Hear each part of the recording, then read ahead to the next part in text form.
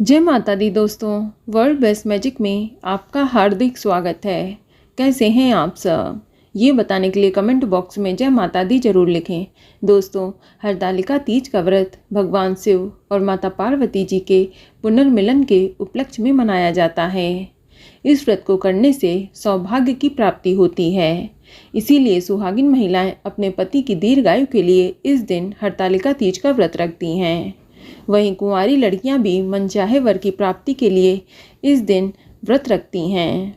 इसके साथ ही ये व्रत मन की हर मुराद को पूरा करने वाला है। आपको बता दें कि इस व्रत के नियम बहुत ही सख्त हैं।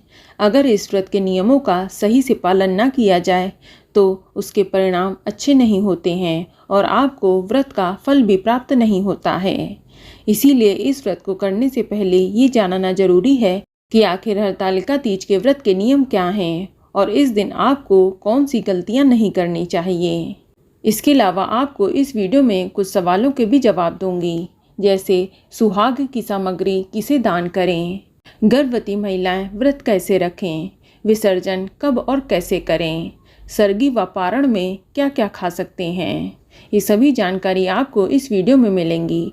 लेकिन वीडियो शुरू करने से पहले आपसे रिक्वेस्ट है कि अगर अभी तक आपने हमारे चैनल को सब्सक्राइब नहीं किया है तो जल्दी से सब्सक्राइब करके बेल आइकन दबा दें। साथ ही इस वीडियो को लाइक करें और ज़्यादा से ज़्यादा शेयर करें। तो आइए शुरू करते हैं। दोस्तों, हिंदू धर्म में हरतालिका तीज का व्रत सबसे बड़ा व्रत माना गया है। ये व्रत बेहद ही कठिन है। आपको बता दें कि इस व्रत को हरतालिका क्यों कहा जाता है। इस व्रत का रहस्य आपको इसकी पौराणिक कथा में मिलेगा। इस कथा में माता पार्वती के प्रण को पूरा करने के लिए उनकी सहेलियों ने उनका हरण किया था। दोस्तों, हर का मतलब हरण करना और आलिका का मतलब सहेली। इसी कारण इस व्रत का नाम हरतालिका पड़ा। चलिए अब जानते हैं कि हरतालिका तीज के व्रत के नियम क्या हैं। सबसे पहली बात है कि हरतालिका तीज के व्रत में जल ग्रहण नहीं किया जाता है। यानी व्रत शुरू होने के बाद अगले दिन सुबह सूर्योदय के बाद ही व्रत का समापन होता है और व्रत पारण के बाद ही आप जल और अन्न ग्रहण कर सकते हैं। अगला नियम है कि अगर कोई महिला इस व्रत को एक बार शुरू कर लेती है तो उसे हर साल पूरे विधि विधान के साथ ये व्रत करना होता है, क्योंकि हरतालिका तीज की पूजा का खंडन नहीं किया जाता है। इसलिए इस व्रत को भूलकर भी बीच में छोड़ना नहीं चाहिए। अगर किसी कारणवश आप इस व्रत को कंटिन्यू नहीं कर पा रही हैं तो आप इस व्रत को अपने घर के किसी अन्य सदस्य को दे सकते हैं। आपकी जगह वह ये व्रत उठा सकती हैं और घर में पूजा का खंडन भी नहीं होना चाहिए। और यदि आपके घर में कोई भी सदस्य इस व्रत को उठा नहीं सकता है, फिर इस व्रत को छोड़ने से पहले आप हरतालिका तीज व्रत का उद्यापन जरूर करें। दोस्तों, अगला नियम है कि हरतालिका तीज की रात में जागरण जरूर करना चाहिए। रात को आप भजन कीर्तन मंत्र जाप आदि करें और रात्रि के 4 पहर में पूजा का भी विधान है। इसलिए आपको हरतालिका तीज की रात को गलती से भी सोना नहीं है। आपको बता दें कि ये व्रत सुहागिन महिलाएं और कुंवारी कन्याएं तो रख सकती हैं, इसके साथ ही विधवा महिला भी इस व्रत को कर सकती हैं। इस दिन भगवान शिव और माता पार्वती जी की पूजा पूरे विधि विधान से करनी चाहिए। इस दिन अपने हाथों से बालू रेत व काली मिट्टी से भगवान शिव, माता पार्वती और गणेश जी की मूर्ति बनाएं। सुहागिन महिलाओं को इस दिन पूजा के समय पूरा 16 श्रृंगार करना चाहिए। अपने हाथों में मेहंदी, पैरों में महावर जरूर लगाएं और इस दिन नए वस्त्र धारण करें। ध्यान रखें कि ये व्रत सुहाग के लिए रखा जाता है। इसीलिए आपको इस दिन काले, भूरे, नीले या सफ़ेद रंग के वस्त्र भूल कर भी नहीं पहनने हैं। आप इस दिन लाल, पीले, हरे इस तरह के कलर के कपड़े पहने, यही अच्छा होगा। और इसके अलावा इस दिन दूध का सेवन वर्जित होता है। इसके अलावा इस दिन शक्कर का प्रयोग भी नहीं करना चाहिए। और अगर आप हरतालिका तीज का व्रत रख रही हैं तो इस दिन अपने पति से छल, कपट और झूठ न बोलें और ना ही उनसे लड़ाई झगड़ा करें, क्योंकि ये व्रत पति के लिए ही किया जाता है। इसीलिए इस दिन अपने पति का सम्मान जरूर करें और शाम को पूजा करने के बाद पति के पैर छूकर उनका आशीर्वाद भी जरूर लें। और सुहागिन महिलाओं को इस बात का ध्यान रखना है कि आपको इस दिन बिना श्रृंगार के बिल्कुल भी नहीं रहना है। कभी कभी क्या होता है कि महिलाएं सुबह स्नान करने के बाद सारा दिन ऐसे ही रहती हैं। वह सोचती हैं कि शाम को पूजा के टाइम अच्छे से तैयार होंगे, तो ऐसा ना करें। आप सुबह की पूजा के बाद जो ज़रूरी श्रृंगार है उसे ज़रूर करें और फिर शाम को पूरा 16 श्रृंगार करके पूजा में शामिल हों। इसके अलावा इस दिन ना तो किसी की बुराई करें और ना ही किसी की निंदा करें। ऐसा करने से भी हरतालिका तीज के व्रत का फल आपको प्राप्त नहीं होता है। और इस दिन किसी बड़े बुजुर्ग का अपमान भी नहीं करना चाहिए।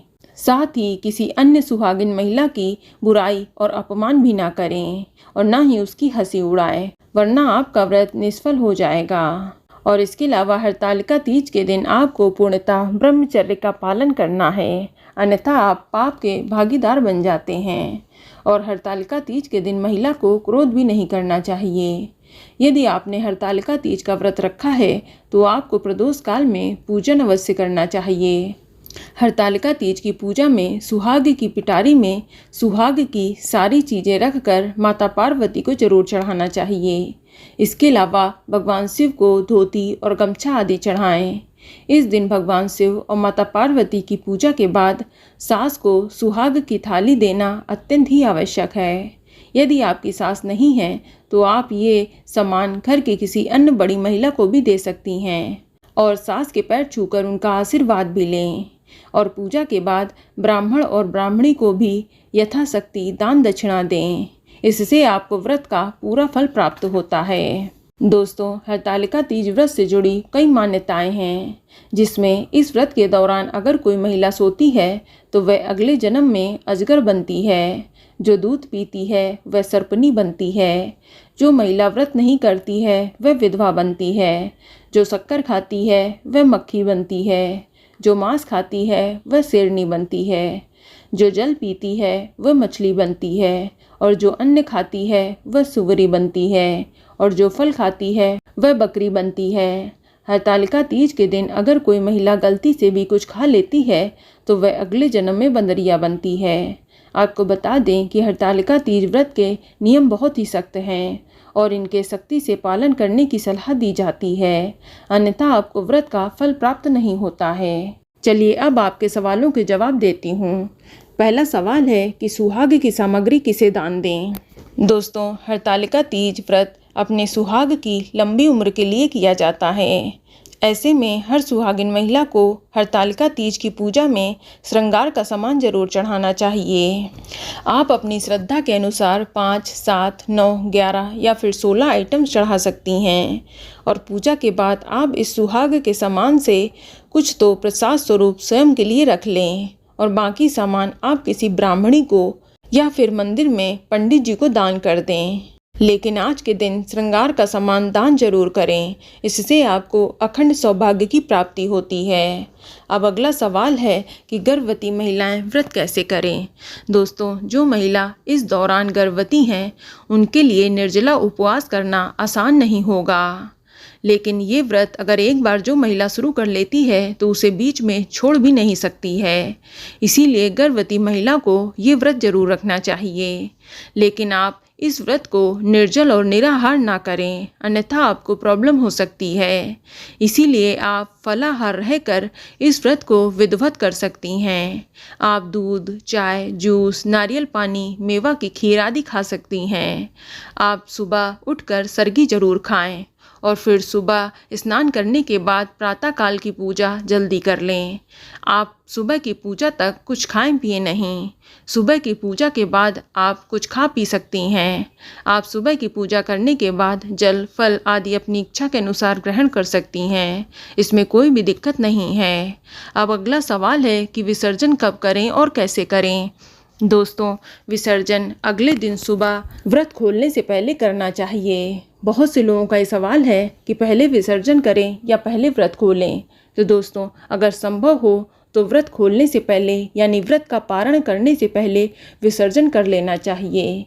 और अगर आपके घर से नदी, तालाब बहुत दूर है और तुरंत विसर्जन करना आपके लिए संभव ना हो तो फिर आप पहले व्रत खोल लें और बाद में विसर्जन कर लें। तो जैसी भी सुविधा हो आप वैसा कर लें। विसर्जन के लिए आप सबसे पहले भगवान की जो मूर्तियां हैं वह किसी नदी, तालाब में विसर्जित करें और फूल माला या जो भी पूजन सामग्री है उसे एकत्रित करके उसे भी विसर्जन करें। और जो कलश है, जो कलश का जल है, उस जल से आम के पत्ते की मदद से आप उसका जल पूरे घर में छिड़कें, सिवाय बाथरूम और टॉयलेट को छोड़कर। इसके बाद आप उस जल को किसी गमले में डाल दें और जो चावल भरी कटोरी है उससे आप चावल किसी पक्षी या चिड़िया को खाने के लिए डाल दें या फिर ब्राह्मण को दान कर दें। और जो चौकी के ऊपर लाल या पीले रंग का कपड़ा है वह भी आप किसी ब्राह्मण को दान कर दें। और जो भी सिरवाने वाली चीज़ें हैं वह आप किसी नदी या तालाब में विसर्जित कर दें। अब अगला सवाल है कि सरगी व पारण में क्या क्या खाएं। दोस्तों, सरगी हरतालिका तीज व्रत शुरू होने से पहले सूर्योदय के पूर्व ब्रह्म मुहूर्त में खा लेनी चाहिए। इसमें आप नमक युक्त भोजन ना करें तो श्रेष्ठ रहेगा। इसमें आप तामसिक भोजन भी ना करें।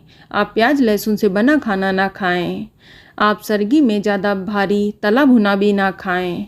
सरगी में आप सिर्फ फल, जूस, नारियल पानी, ड्राई फ्रूट्स, चाय, पूरी, पराठा आदि जैसी चीज़ खा सकती हैं। और दोस्तों, हरतालिका तीज के व्रत का पारण अगले दिन सूर्योदय के बाद होता है। तो आप पारण के समय भी इस बात का ध्यान रखें कि पारण हमेशा मीठी चीज़ से ही करना है। नमक युक्त भोजन से व्रत नहीं खोला जाता है। आपने भगवान को जो फल, खीरा, हलवा, पूड़ी, गुजिया, ठेकुआ आदि जो भी प्रसाद चढ़ाया है आप उसी को खाकर अपना व्रत खोलें। ध्यान रहे कि व्रत हमेशा पानी, शरबत, फल या किसी मीठी चीज़ से ही खोलना चाहिए। तो दोस्तों, ये जानकारी आपको अच्छी लगी तो कमेंट में जय माता दी जरूर लिखें। और अगर आपका कोई सवाल है तो उसे कमेंट बॉक्स में अवश्य पूछ लें। और इस वीडियो को लाइक करें, शेयर करें और साथ ही साथ चैनल को सब्सक्राइब करें। धन्यवाद।